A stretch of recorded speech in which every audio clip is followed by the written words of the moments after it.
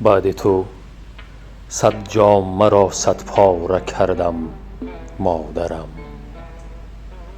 قلب غم دیده را غمخواره کردم مادرم.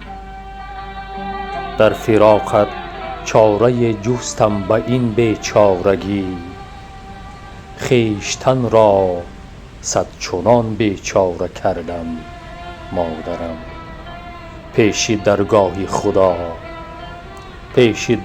خدا در حسرت یک علت گریه کردم، ناله کردم، زاره کردم مادرم. طفل ناآرام جان یک لحظه آرامش نیافت، گر به چوب استخوان گهواره کردم مادرم. در جوانیم مثال موی سفیدی کوزه پوشت، کودکی خویش را پشتاره کردم مادرم.